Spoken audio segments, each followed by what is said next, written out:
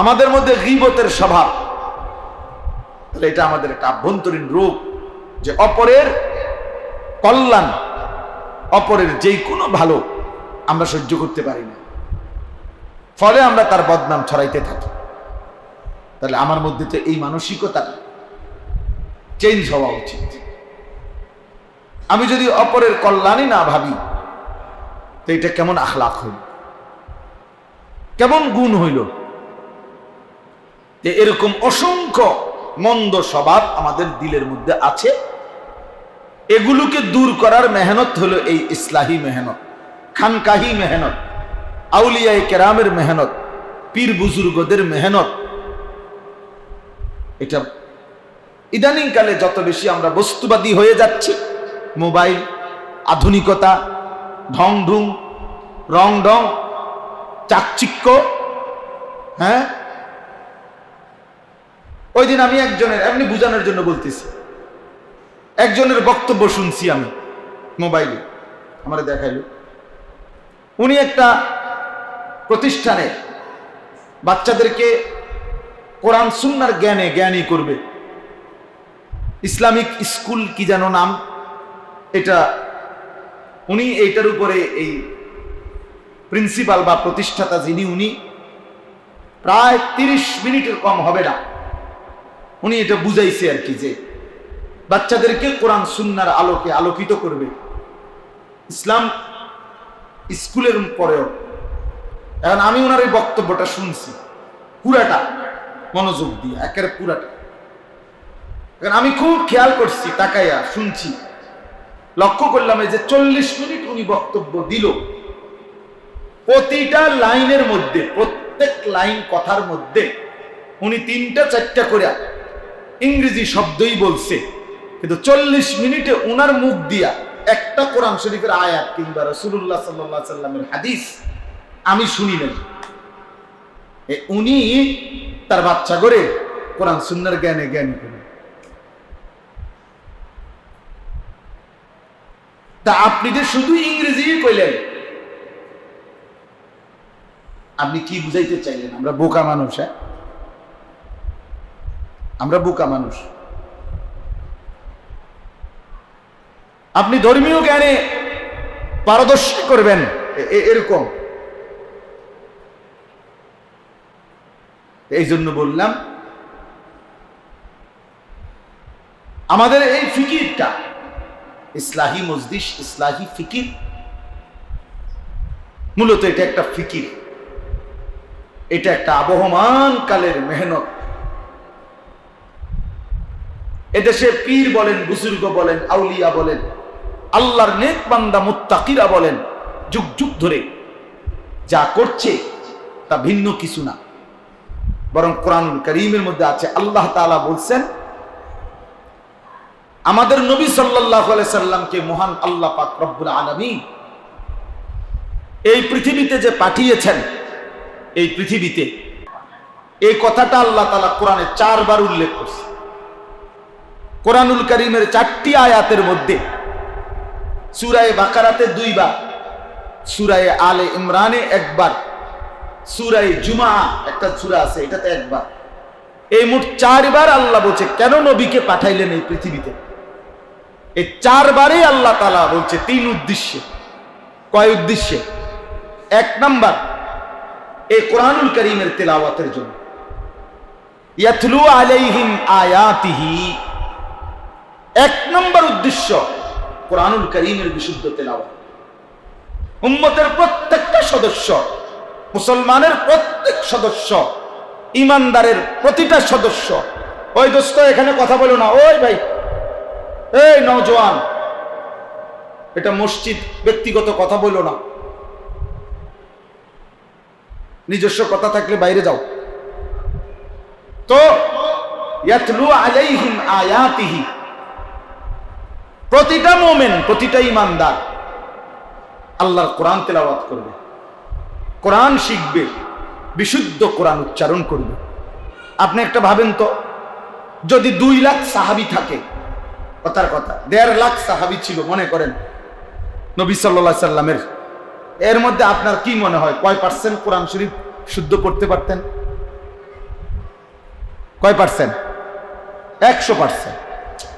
কথা বলেন না, কয় পার্সেন্ট? 100%। 100%। তাহলে একজন মুসলমান, একজন মুমিন, আমাদের নবী সাল্লাল্লাহু আলাইহি সাল্লামের ঈমানদার উম্মত, অথচ আল্লাহর কোরআন সে পড়তে পারে না, এটা কল্পনাই করা যায় না, এটা হতেই পারে না, হতেই পারে না। এ উম্মতে মুহাম্মাদীর অন্তর্ভুক্ত ঈমানদার হতেই পারে না। এ তার নবীকে চিনেই না, তার সাথে তার নবীর কোনো সম্পর্ক নাই, দুনিয়ার অন্য কারো সম্পর্ক আছে। এই মিথ্যা দাবিদার যদি 1000 কোটি বার চিৎকার করে বলে আমি নবী সাল্লাল্লাহু আলাইহি সাল্লামকে চিনি, মহব্বত করি, ভালোবাসি, এই মিথ্যা দাবি, মিথ্যা দাবি, মিথ্যা দাবি,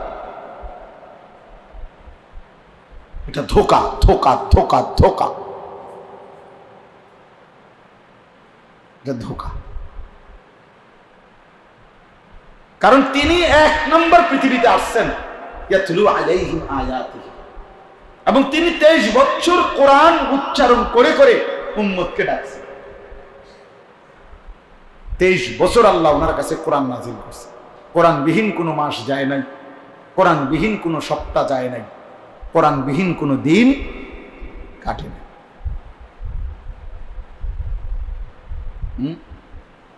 আমরা বুঝে নিছি যে আমাদের মধ্যে 2টা দল হবে। একদল হুজুর হবে মাদ্রাসায়, ওনারা কোরআন শরীফ শুদ্ধ পড়বে। আরেক দল হবে জেনারেল শিক্ষিত, স্কুল কলেজে পড়বে, ওনাদের ইংরেজি উচ্চারণ শুদ্ধ হবে, বাংলা উচ্চারণ শুদ্ধ হবে, শুধু কোরআন অশুদ্ধ হবে। এবং এটা কোনো দোষণীয় না, এটা কোনো আপত্তি করার মতো কোনো বিষয় না, যেহেতু তারা জেনারেল শিক্ষিত। এটা কোনো আপত্তির কোনো বিষয় না, এটা কোনো দোষণীয় না। বলেন,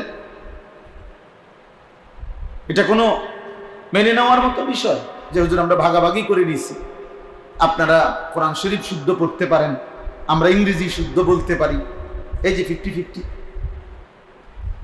অর্ধেক অর্ধেক করে নিলাম, এমন সুযোগ আছে কি আসলে? বলে তাইলে এই জন্য 1 নম্বর এটা আমরা 1000 বার, 1,00,000 বার বলছি এবং বলতেই থাকতেছি যে মুসলমান কোরআন শরীফ শুদ্ধ করতে হবে। মুসলমান মাত্রই আল্লাহর কোরআন পড়তে হবে, মুসলমান মাত্রই আল্লাহর কোরআন জানতে হবে। শিক্ষিত না অশিক্ষিত, মূর্খ মানুষ না, এগুলো কোনো কথা না। কোন লোক মূর্খ মানে কি? সে মানে বাংলা, অঙ্ক, ইংরেজি বা স্কুলের সরু সরে ক খ এগুলা না পারে না, নিয়ম মাফিক লিখতে পারে না, নিয়ম মাফিক পড়তে পারে না। মানে কথা কি বন্ধ আছে নিয়ে, দুনিয়া ভোগ করা কি বন্ধ আছে না? তাহলে কোন ব্যক্তি মূর্খতার অজুহাত দিয়ে আল্লাহর কোরআন পড়তে পারে না, এই সুযোগ নেই। আপনি স্কুলে প্রাইমারিতেও যদি না পড়েন, আপনার জন্য আল্লাহর কোরআন শুদ্ধ করা বাধ্যতামূলক এবং সহজ এবং সম্ভব। সর্বযুগেই সম্ভব, বুড়াকালেও সম্ভব। বয়স যদি 900 বছরও হয় তাইলেও সম্ভব, বয়স যদি 9 বছরও হয় তাইলেও সম্ভব। 2 নাম্বার হলো ওয়ায়ুযাক্কিহিম, এটা বলার জন্য মূলত পড়ছি। ওয়ায়ুযাক্কিহিম, আল্লাহ বলছেন আমার বন্ধুকে এই পৃথিবীতে পাঠানোর দ্বিতীয় উদ্দেশ্য হলো, 4 বার বলছে কথা, দ্বিতীয় উদ্দেশ্য হলো আমার বান্দাদের ভেতর অন্তরাত্মা, কলব, দিল, নফস, ভেতরের সত্তাটা তাজকিয়া করবে, পবিত্র করবে, পবিত্র করবে ভেতরের সত্তাটা। ওয়ায়ুযাক্কিহিম, ওয়ায়ুযাক্কিহিম। 3 নাম্বার হলো ওয়ায়ুআল্লিমুহুমুল কিতাবা ওয়াল হিকমা, কোরআন এবং সুন্নাহর তালিম দেবে, মানে বাস্তব প্রশিক্ষণ দেবে, বাস্তব শিখায় দিবে। কোরআনের এই কথা এভাবে মানো, এটা এভাবে মানো, এটা এভাবে করো, এটাকে বলে রুকু, এটাকে বলে সেজদা, এভাবে প্রত্যেকটা জিনিসকে ইঞ্চি ইঞ্চি বুঝায় দেওয়া। বাম পায়ে বাথরুমে ঢুকো, ডান পায়ে বের হও, হ্যাঁ, ডান পায়ে মসজিদে ঢুকো, বাম পায়ে বের হও, ডান দিকে কাত হয়ে ঘুমাও। এইভাবে মনে করেন একবারে জীবনের সবকিছু নড়া চড়া উঠা বসা কোরআন সুন্নাহর আলোকে আল্লাহ পাকের মর্জি মতে শিখায় দেওয়া, তালিম দিয়ে দেওয়া, প্রশিক্ষণ দিয়ে দেওয়া, প্র্যাকটিক্যাল বুঝায় দেওয়া। আল্লাহ বলেন এই উদ্দেশ্যে আমি আমার রাসূলকে পাঠিয়েছি। তো কয়টা হইল? কথা বলেন না। একটা হলো মুতলাক, সাধারণভাবে কোরআন তেলাওয়াত, বিশুদ্ধ করা, বিশুদ্ধ তেলাওয়াত করতে থাকা। 2 নম্বর অন্তর পবিত্র করা। 3 নম্বর কোরআন সুন্নাহর আলোকে জীবন গঠন করা। আল্লাহ তাআলা কোরআনুল কারীমের মধ্যে বলছে এই 3টি বিহীন যে মানুষের জীবন, সে লাফি দালালিম মুবিন, সে স্পষ্ট পথভ্রষ্ট, সে গুমরাহ, সে পথ হারা। সে মূলত পথ খুঁজে পায় না, পথ হারায় ফেলছে। যে কোরআনুল কারীম তেলাওয়াত করতে পারে না সে গুমরাহ। যে তার অন্তরকে পবিত্র করার চেষ্টা করে না সে পথ হারা। যে কোরআন সুন্নাহর আলোকে জীবন গঠনের চেষ্টা করে না সে পথ হারা। পথ হারা তো কি পথ হারা? বাজারের পথ না, ব্যবসার পথ না, আখিরাতের, জান্নাতের পথ। দুনিয়া মিলবে, আখিরাত মিলবে। ওমা লাহু ফিল আখিরাতি মিন খালাক। আল্লাহ বলেন আখিরাতে কোনো অংশ হবে না। তো এখন এই মাঝখানের যেটা ওয়ায়ুযাক্কিহি, তাহলে আমাদের প্রিয় নবী সাল্লাল্লাহু আলাইহি সাল্লামের এই পৃথিবীতে প্রেরণ করা, এর মধ্যেই অন্যতম উদ্দেশ্য হইল অন্তর পবিত্র করা। এটাই ইসলাহি মাহফিল, এটাই ইসলাহে নফস, এটাই আত্মশুদ্ধি, এটাই আত্মসংশোধন, এটাই তাজকিয়া। এই যেটা ওয়ায়ুযাক্কিহিমের অর্থ। অতএব নবী সাল্লাল্লাহু আলাইহি ওয়াসাল্লামের মধ্যে তার জামানায় অন্তর বিশুদ্ধ করার মেহনত চলমান ছিল। একটা যে কয়েকজন মনোযোগ দিয়ে শুনতেছেন আপনাদেরকে বলি, একটা বিখ্যাত হাদিস আছে আমাদের প্রিয় নবী সাল্লাল্লাহু আলাইহি সাল্লামের কাছে একদিন জিবরাইল আলাইহিস সালাম এসে নবীজি সাল্লাল্লাহু আলাইহি সাল্লামের সামনে বসে কয়েকটা প্রশ্ন করছিলেন। এই প্রশ্নটা, এই হাদিসটা, হাদিসে জিবরাইল বলে এটারে, এটা বিখ্যাত হাদিস। আমাদের মাদ্রাসায় পড়ার জীবনে সব তালেবে ইলম এটা জানে। এটা একটা সুপ্রসিদ্ধ হাদিস, সব কিতাবে আছে।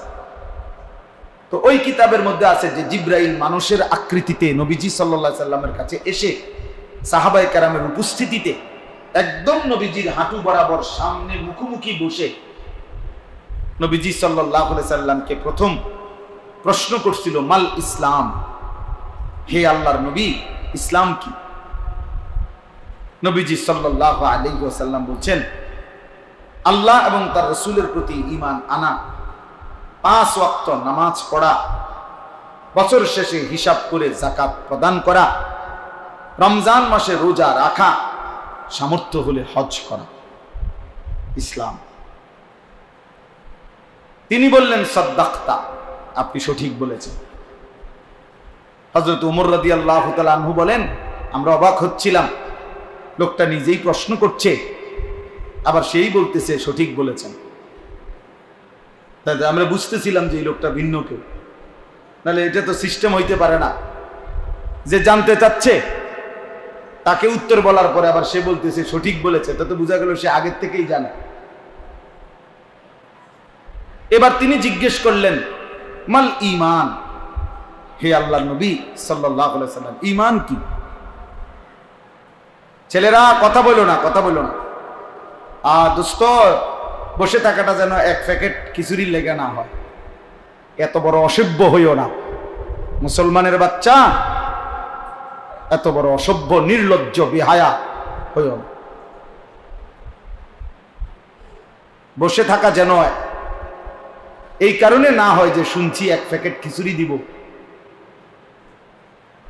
আফসুস, অনেক ছেলের চেহারা দেখলে বোঝা যায় এমন শক্ত নাফরমান জানোয়ার একটা সেজদা দেয় না, খোঁজে একটা জিলাপি দিব না, একটা সেজদা। এত বেহায়া, এত নির্লজ্জ, বেশরম। আফসোস, প্রয়োজনে রাতের 3টা পর্যন্ত সজাগ থাকবে এক প্লেট খিচুড়ি লেগে, কিন্তু নামাজ পড়বে, সেজদা দিবে না। কি পরিমাণ নিকৃষ্ট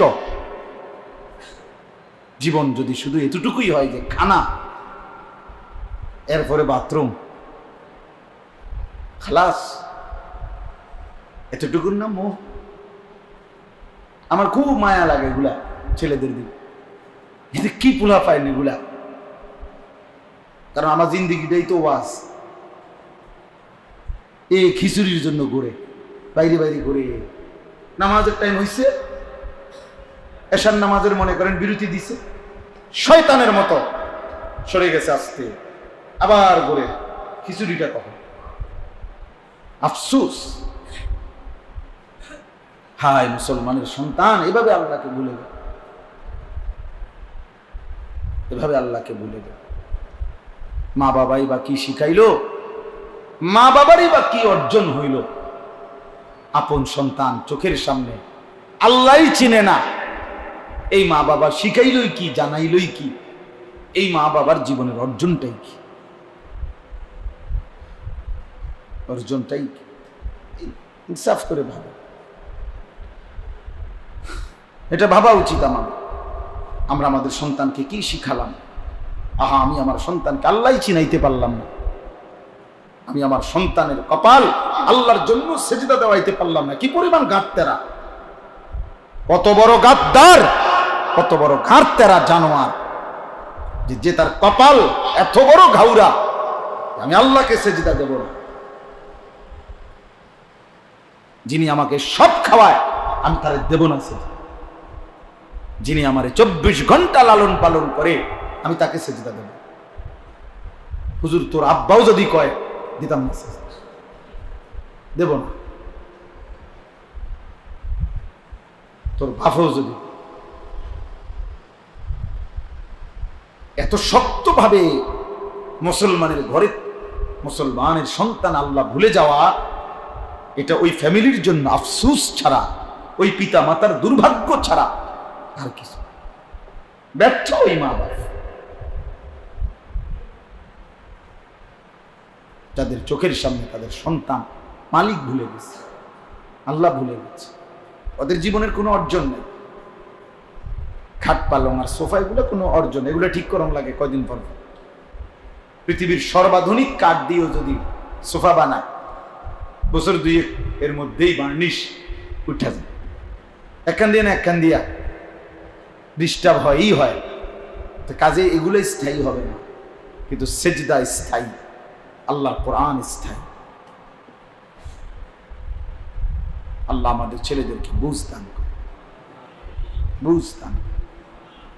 অনেক ছেলে, এই আপনার জুমার দিনও আছে অনেক ছেলে 1 মিনিট হুজুরের কথা শুনে, অনেক ছেলে আছে এমন শক্ত বেয়াদব যে পুরাটা সময় 1 মিনিট সে ইমাম সাহেব যে বয়ান করতেছে নাফরমানে শুনবে না, তো শুনবেই, কারণ তার কলিজার ভিতরে এটা নাই যে আল্লাহর কথার মধ্যে কিছু আমার জন্য আছে। আমার হলো মোবাইল, আমার হলো তাংফাং, আমার হলো বন্ধু বান্ধবদের আড্ডা, আমার হলো চুলের ফ্যাশন, আমার হলো ঠেঙ্গাল গিদিয়া মুতালন। কাজে আমি শিখবো কি কোরআন থেকে? আমি এগুলো দিয়ে করবো কি?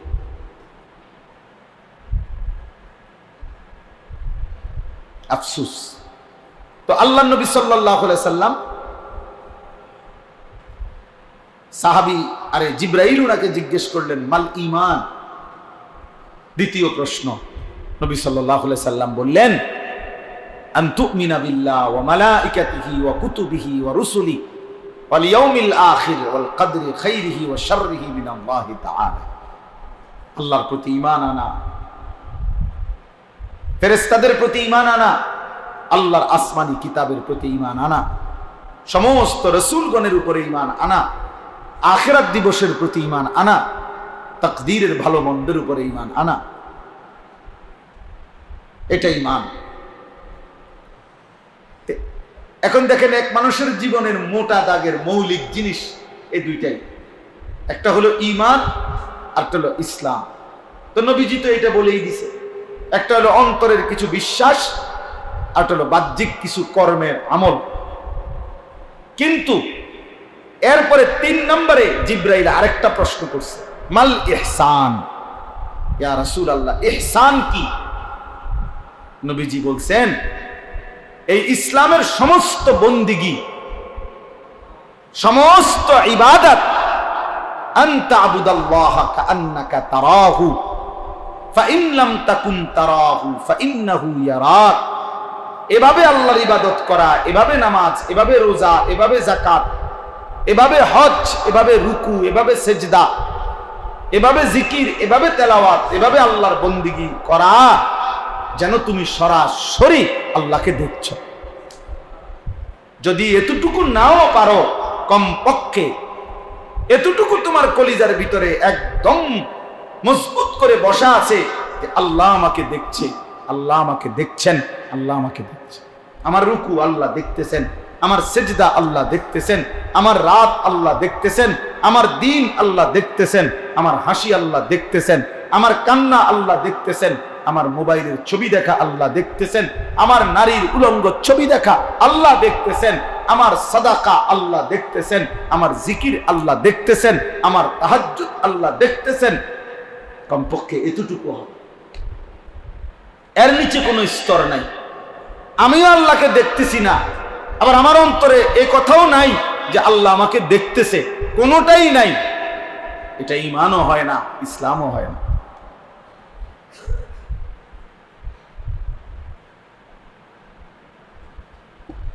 তাহলে আমি ভাবি, আপনি ভাবেন, আমরা প্রত্যেকেই এখানে যারা বসছি, আমরা দিল থেকে ভাবি ভাইয়া, অথবা কমপক্ষে যে কয়েকজন ছেলে, বাবা কয়েকটা ছেলে তো মাশাআল্লাহ তোমরা মনোযোগ দিয়ে শুনতেছ, তোমরাই বলো বাপ, তোমার জীবনটা এমন হলো কিনা কখনো যার যেটুকু হায়াত, যে আমি আল্লাহকে দেখছি, অথবা কমপক্ষে তিনি আমাকে দেখছেন। আলাম ইয়ালাম বিআন্নাল্লাহা ইয়ারা, রব্বুল আলামিন বলে, জানো কি বান্দা, আমি কিন্তু সারাক্ষণ তোমাকে দেখি। আয়াহসাবু আন লাম ইয়ারাহু আহাদ, আল্লাহ বলে, আমার বান্দা কি ভেবেছো তোমাকে কি কেউ দেখছে না? তুমি কি এই ভেবেছো? তুমি কি এই মনে করেছো বান্দা তোমাকে কেউ দেখে না? কেমনে ভাবলা বান্দা, আমি তো সারাক্ষণ তোমাকে দেখি।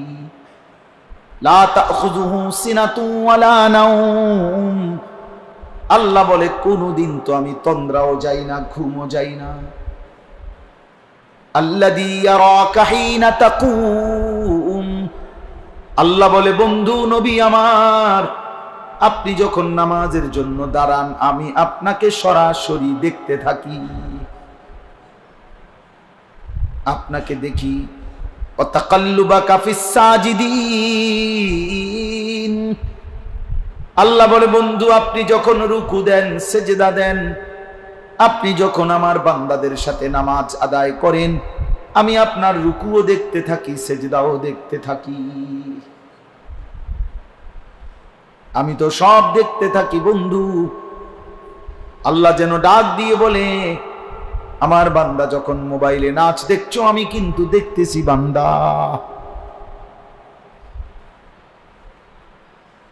সারাদিনে একটা সেজদাও দিলা না বান্দা, তুমি কিন্তু আমার চোখে চোখেই আছো বান্দা। হ্যাঁ,